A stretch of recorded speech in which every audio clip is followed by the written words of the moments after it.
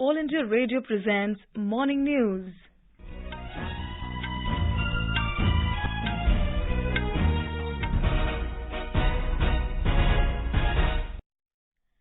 Good morning. I am Saira Mushtaba.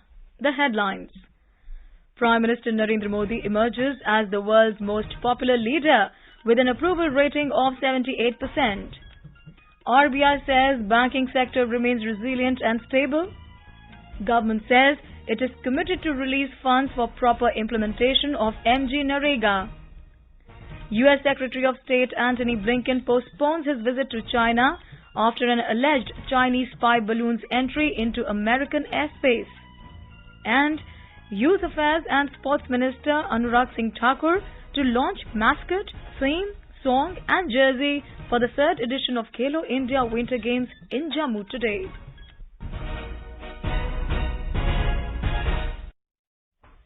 And now the news in detail. Prime Minister Narendra Modi has emerged as the world's most popular leader with an approval rating of 78%. This was revealed in a global leader approval ratings released by a US-based consulting firm, Morning Consult. Prime Minister Modi has left behind world leaders in terms of popularity as per the latest rating. These leaders include US President Joe Biden, French President Emmanuel Macron, and UK Prime Minister Rishi Sunak. The Reserve Bank of India, RBI, has said that as a regulator and supervisor, it maintains a constant vigil on the banking sector and on individual banks to maintain financial stability. The RBI statement has come amidst media reports expressing concern about the exposures of Indian banks to a business conglomerate. The RBI said, as per its current assessment, the banking sector remains resilient and stable. It added that various parameters relating to capital adequacy, asset quality, liquidity, provision coverage and profitability are healthy. The RBI further added that banks are also in compliance with the large exposure framework guidelines issued by it. The centre has clarified that it is committed to releasing funds for wage and material payments for proper implementation of the Mahatma Gandhi National Rural Employment Guarantee Act or MGNREGA.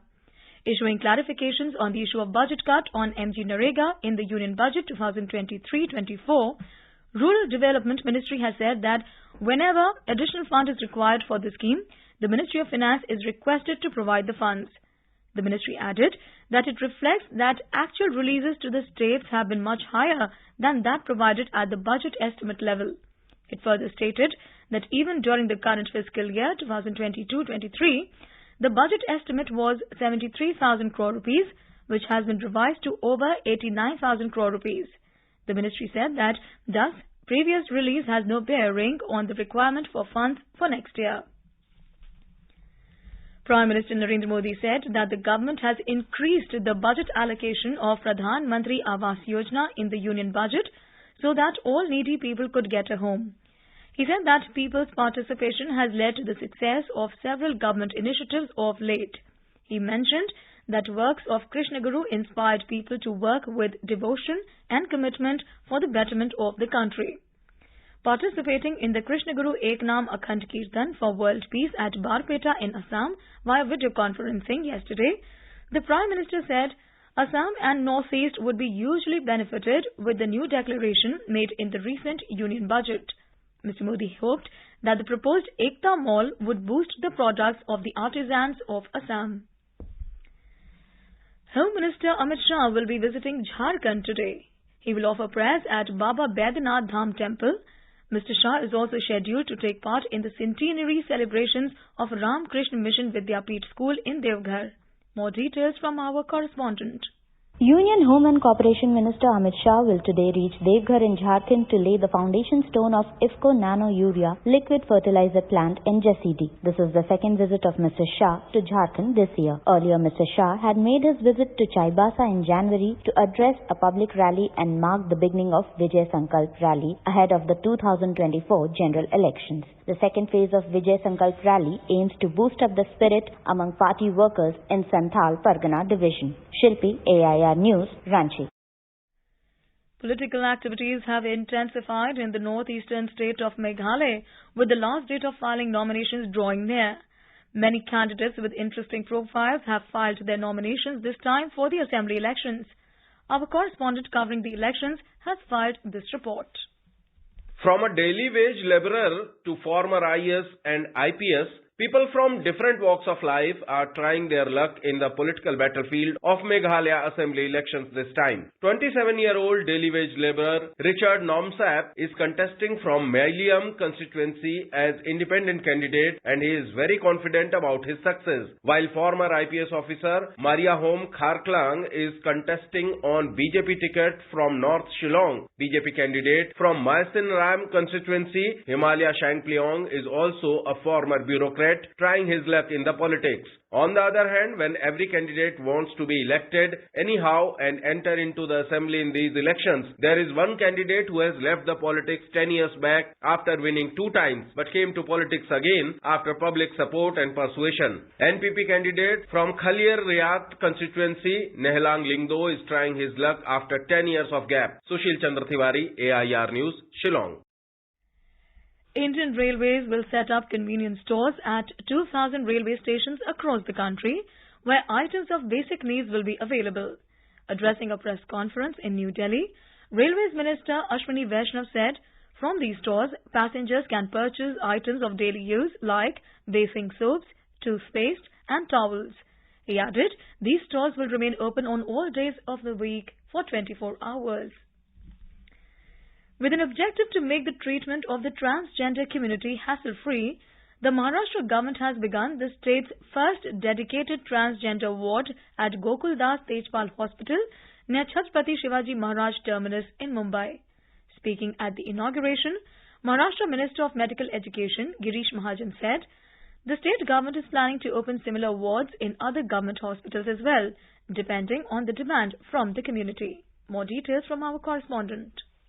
In first of its kind initiative for the transgender community in government hospitals in Maharashtra, a 30-bed exclusive ward was inaugurated yesterday. Dean of JJ Group of Hospitals, Dr. Pallavi Saple, said that the special ward will not only provide clinical and medical treatment to transgenders, but also medical health counseling. She informed that all the staff members have been sensitized and the hospital has released detailed standard operating procedures. She added that the ward also has gender-neutral toilets for the patients along with a separate examination room to maintain the privacy of patients. Nivedita, AIR News, Mumbai. This is All India Radio giving you the news. For quick news updates around the clock, follow us on Twitter at AIR News Alerts. U.S. Secretary of State Antony Blinken postpones his visit to China after an alleged Chinese spy balloon's entry into American airspace. The decision came hours before Blinken was scheduled to depart for Beijing. A senior State Department official said conditions were not right at this time for what would have been the first high-level U.S.-China meeting there in years. China expressed regret for the unintended entry of what it called a meteorological civilian airship into U.S. airspace.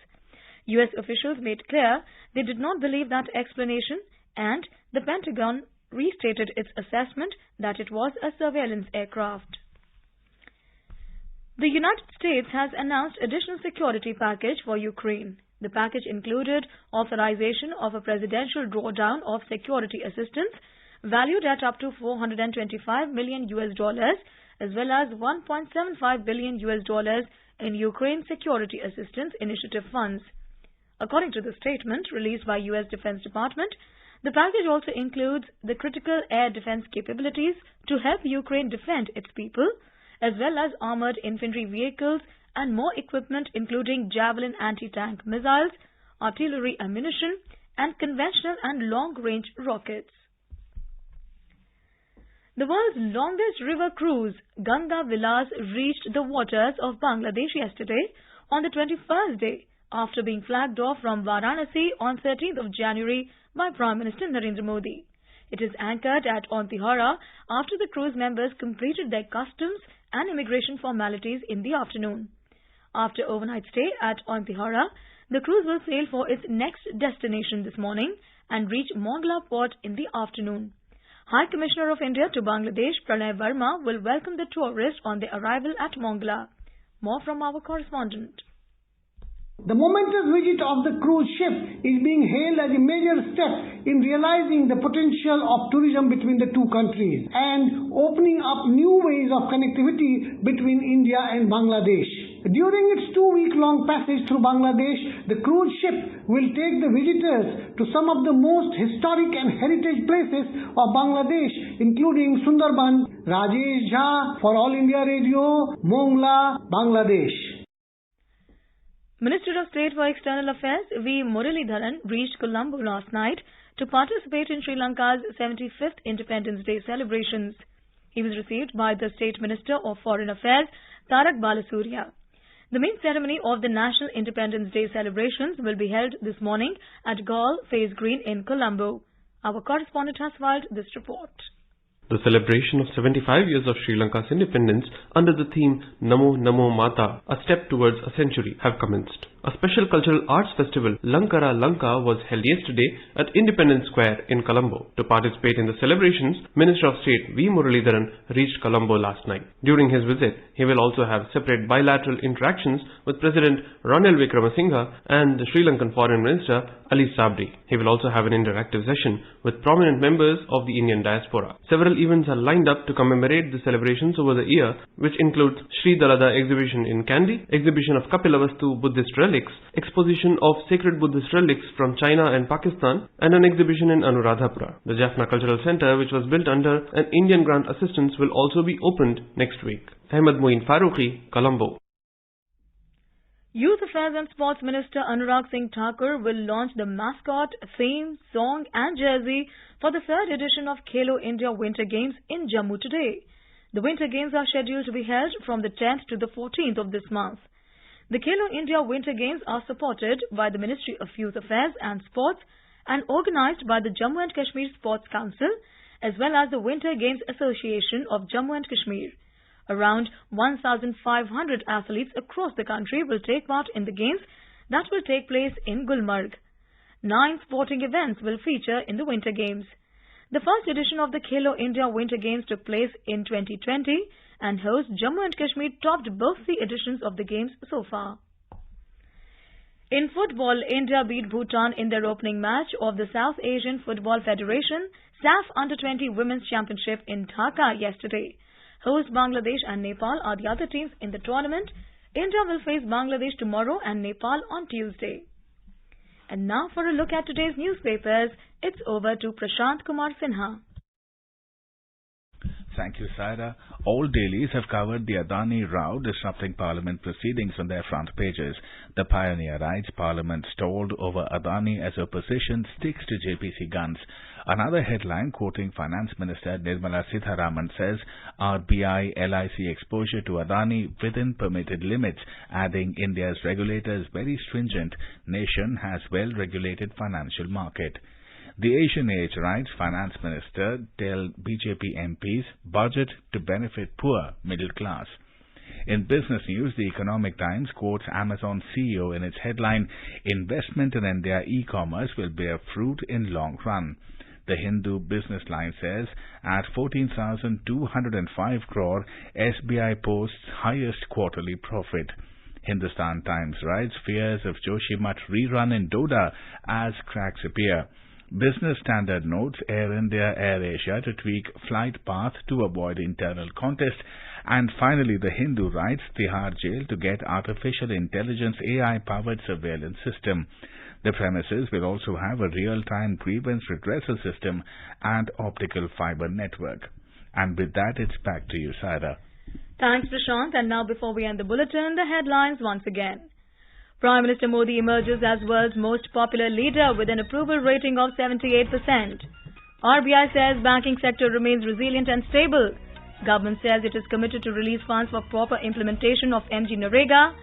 U.S. Secretary of State Antony Blinken postpones his visit to China after an alleged Chinese spy balloon's entry into American airspace. And Youth Affairs and Sports Minister Anurag Singh Thakur to launch mascot, theme, song and jersey for 3rd edition of Khelo India Winter Games in Jammu today. And with that, we end the morning news. Have a great day.